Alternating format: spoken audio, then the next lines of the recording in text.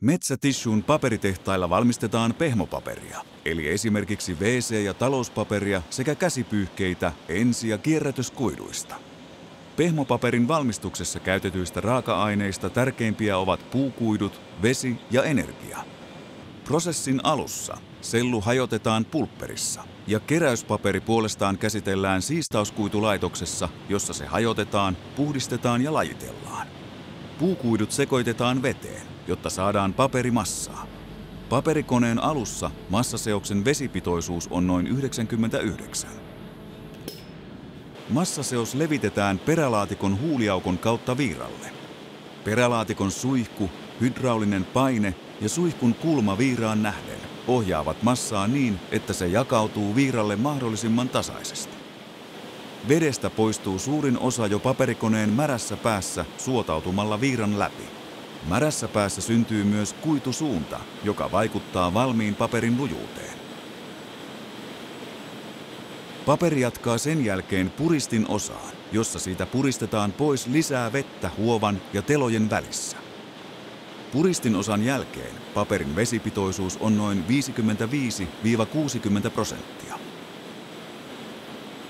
Kuivatusosassa paperiraina johdatetaan valtavalle, valurautaiselle, höyrylämmitteiselle jenkkikuivatussylinterille. Paperi saa nyt lopullisen vesipitoisuutensa, joka on 5–8%. Kreppauksessa paperi kaavitaan kreppausterällä irti jenkkisylinteristä, jolloin paperin törmätessä terään se kreppautuu. Kreppauksen ansiosta paperista tulee pehmeämpää ja imukykyisempää. Paperin matka tänne saakka on kestänyt suunnilleen sekunnin. Paperikoneen lopussa paperi rullataan isoihin rulliin. Kaikki sujuu hyvin nopeasti. Paperikoneen nopeus on jopa 1500 metriä minuutissa.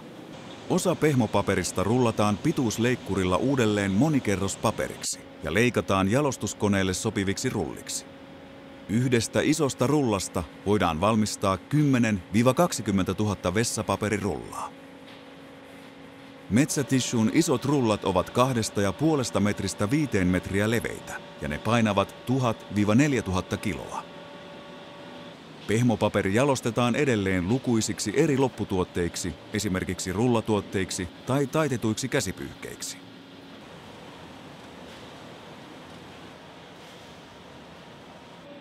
Useat monikerrospaperit laminoidaan yhteen puristamalla ja liimaamalla, jotta kerrokset pysyisivät yhdessä.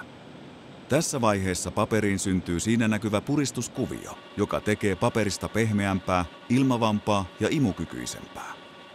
Paperi myös perforoidaan, jotta siitä on helpompaa repäistä arkki. Jalostuksen viimeisiä vaiheita on rullata oikea määrä paperia pahvisen rullahylsyn ympärille. Leveän rullan häntä suljetaan liimalla. Ennen pakkausta rulla sahataan kuluttajarulliin, jotka ovat 10–60 senttiä leveitä, tuotteesta riippuen. Kaikki tuotteet pakataan lopulta automaattisesti. Tuotteet paketoidaan 1, 2 tai useamman rullan pakkauksiin. Kuormalavalle pakatut tuotteet varastoidaan välivarastoon. Kunnolliset sisävarastot varmistavat tuotteille hyvän kunnon, kun ne lähtevät tehtailta ja saapuvat asiakkaille. Pehmopaperit kuljetetaan tehtailtamme junalla, autolla tai laivalla pääasiassa eurooppalaisille ja pohjoismaisille asiakkaillemme.